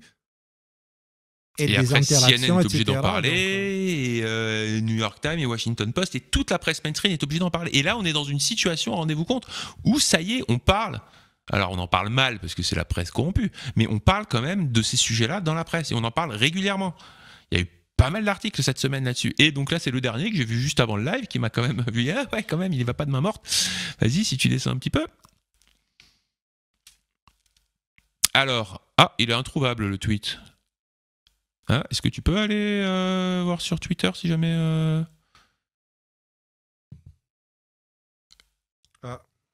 Non. Le tweet n'existe plus. Alors attendez, on va essayer de vous le trouver. Est-ce que c'est une erreur d'intégration ou c'est lui qui a... Alors attendez. Bah attends, j'ai une... Voilà. Attends, je t'envoie. Ouais. Je t'envoie un truc où on a des screenshots. T'es qui toi? T'es Léo. Léo, envoyé. Enchanté. Oui, c'est Léo. Ouais. Non, mais ça viendra avec le temps, Rudy, tu y feras. Donc, il y a ce mème. Juste 2 secondes parce qu'il faut que je les télécharge. Voilà, donc... c'est un mème ou c'est plusieurs mèmes? Voilà, normalement, il n'y avait qu'une seule image. Attends, je l'ai l'image. Ouais, ok. Attends, j'ai l'image en entier. Une seule image. Attends, mais le tweet, il a disparu ou quoi? Laissez-moi vérifier, juste une petite seconde. Open. Ouais, le tweet a été effacé. C'est dommage, Elon Musk, c'est dommage. Hop là. Voilà, tu l'as en une seule image ici. C'est bien les screenshots, c'est utile. Alors. Voilà, on a un petit texte entre... Vraiment supprimé. Bon, moi je vous propose, s'il a supprimé, bon, tu veux qu'on en parle quand même? Bah écoute, je veux dire, qu'est-ce qu'il dit? Il dit rien de controversé de plus. Ok, vas-y. Elle est là. Donc, qu'est-ce qu'il dit? Voilà, donc ça c'est l'image. Donc je vous ai fait la traduction. Donc vous avez un personnage qui dit le Pizzagate est vrai. Puis il y a quelqu'un qui dit mais non, c'est pas vrai. Nous avons des experts. Ils ont fait du trafic d'enfants, mais nous avons des experts. Et il lui répond, est-ce qu'on a le dernier mot? Mais tes experts viennent d'être allés enfermés en prison parce qu'ils faisaient de la pédopornographie, enfin pour consommation de pédopornographie. Et voilà, donc là, je veux dire, il tape fort, mais d'une manière en plus qui est extrêmement basique, extrêmement élémentaire. Le message passe en 1 seconde, quoi, tu vois, et voilà, Elon Musk. Intéressant qu'il ait disparu ce tweet. Ok, et donc en fait, et dernière affaire, le FBI confirme le Pizzagate. Ça, c'était sorti le 23, donc ça fait quelques jours. Hein. Donc on a une histoire qui est rapportée par Liz Crokin. Liz Crokin, c'est une femme journaliste très très mainstream qui, depuis qu'elle a touché au Pizzagate, est devenue une pestiférée. Et elle reste honnête et on va dire impliquée dans ce cheval de bataille. Voilà, c'est son cheval de bataille. Donc, elle nous parle d'une affaire donc de Clint Harden qui travaillait à une université du Texas et qui a été arrêté pour pornographie infantile au début du mois. Le FBI a rapporté qu'il avait utilisé le mot de code pédophile dans des chats pour discuter de pornographie infantile. Donc, le Current Revolt, un journal, a obtenu une déclaration sous serment d'un agent spécial du FBI chargé de l'affaire. La déclaration sous serment se lit comme suit. Donc, il y a eu des échanges sur le chat. Et si tu descends un petit peu, il y a quelqu'un qui disait quelqu'un a distribué des pizzas gratuites aujourd'hui. Comme je l'ai dit l'agent spécial du FBI dans une déclaration sous serment. Okay, c'est important le contexte. Agent spécial du FBI dans une déclaration sous serment. Comme je l'ai dit, ma formation et mon expérience m'ont appris que le terme pizza ou pizza au fromage est un argot pour un mot codé utilisé par des personnes pour parler de matériel pédopornographique. Donc, un agent du FBI dans une affaire de cette semaine sur laquelle Elon Musk met la lumière. Non, c'est pas Elon Musk, là, c'est Liz Crokin. Où en gros, le mec, il dit ouais, pizza dans les emails, c'est un mot-clé. Voilà. Et ces mots-clés sont utilisés par John Podesta, Hillary Clinton, Barack Obama et compagnie. Comment? Qu'est-ce qu'on fait là? Et voilà, donc ça c'est l'article du Current Revolt qui est en anglais et qui raconte tout ça. Et on termine en tapant Clint Arden, donc le type qui a été arrêté sur Google, et on va dans les news pour voir un peu qu'est-ce qu'il rapporte. Silence radio, un article qui date de 2021 qui n'a rien à voir. Voilà. Donc tous les mensonges là, ils sont encore. Hein, la Russie va battre, le pangolin, machin, tout ça, ça y est encore sur Google. Vous trouvez des centaines de liens là-dessus. Par contre, sur cette affaire, qui est une affaire tout à fait récente, qui devrait figurer là-dessus, Google ne rapporte rien. Aucune média de la presse mainstream ne parle de ça. Posons-nous les questions. Et surtout, posons-nous la question, pourquoi les Tristan Merguez, là, ils sont plus préoccupés par trouver des manières de contourner le sujet plutôt que de s'allier avec ceux qui dénoncent la pédocriminalité, en fait. Qu'est-ce qu'il fait? Il l'appuie. Pourquoi il ne parle pas de ça? Ça, c'est quand même un grand scandale. Ça, c'est pas au sein de la famille. Hein? Cliff Arden, il ne touchait pas ses enfants. C'était pas ses enfants dans l'histoire. Ouais, bah, Bref, j'aurais pu le rajouter, mais aussi un type du Podesta Pentagone non qui a été plus. arrêté. Pardon? Ouais, un type du Pentagone a été arrêté, un type qui était en relation avec les enfants des militaires au Pentagone et tout ça, qui a été arrêté pour trafic d'enfants aussi cette semaine. Il y en a de plus en plus. Il y en a de plus en plus. Le sujet est sur la table. Et quand bien même le sujet est affreux, il est sur la table et ça, c'est une bonne nouvelle. Donc moi, j'avais terminé là-dessus. Donc si on fait le bilan, qu'est-ce qu'on peut dire, les gars? Alors, on peut dire, Trump est un agent russe? Non. Est-ce que le Covid sort de pangolin et chauve-souris? Non, ça sort d'un laboratoire, on ne s'est pas trompé. Comme sur Trump. Pour les vaccins, on ne s'est pas trompé. Je prends tous les titres. Ukraine, on ne s'est pas trompé. 6 janvier, on ne s'est pas trompé. Laptop de Hunter Biden, on ne s'est pas trompé. Collusion entre Big Tech et services de renseignement pour censurer, on ne s'est pas trompé. Fraude électorale, on ne s'est pas trompé. Crime contre les enfants, on ne se trompe pas. Et pas seulement on ne se trompe pas, mais on vient à peine de commencer à exposer ces choses-là. Donc, garde ça en tête. Non seulement on ne se trompe pas, Léo, mais sur tous ces sujets, les détenteurs de vérité, ils se fourvoient complètement, ils couvrent les crimes, ils racontent n'importe quoi. Mets des guillemets, s'il te plaît, mets des guillemets. N'utilisons pas les mots, mets des guillemets, les détenteurs de vérité. Ah oui, les détenteurs de vérité, oui. T'as raison. Voilà. Guillemets. Parce que c'est des détenteurs de corruption, de pourriture dans le cœur. Ils ont le cœur sale, mais je le sens jusqu'à là, en fait, tellement c'est dégueulasse. Voilà, ils ne sont pas du tout, ça ne les touche pas, c'est incroyable.